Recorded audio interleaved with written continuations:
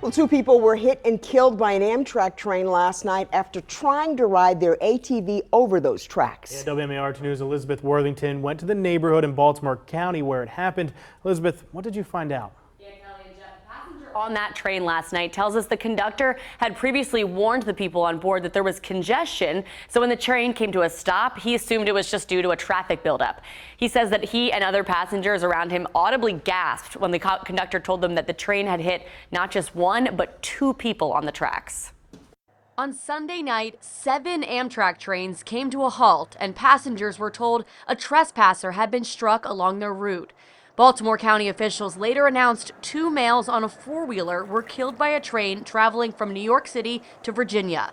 It happened around 8 o'clock, where the CSX railway intersects with Schaffer's Lane in Rosedale. But last night, I didn't hear a thing, and I'm very surprised.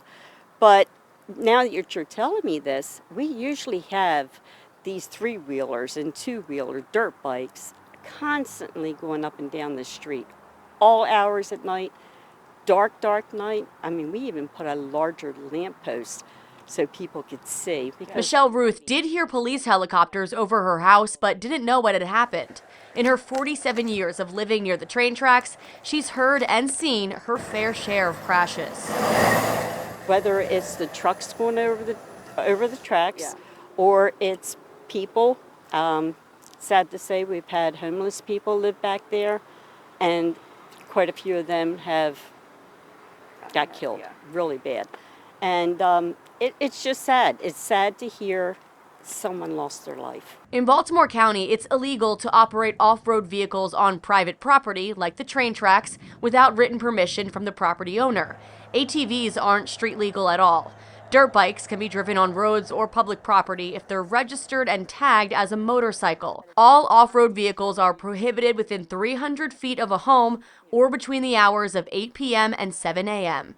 It has been reported to our community and our meetings and things like that, and they die down a little bit, and then it's back all over again. I'm really sorry that someone lost their life, but it could have been prevented.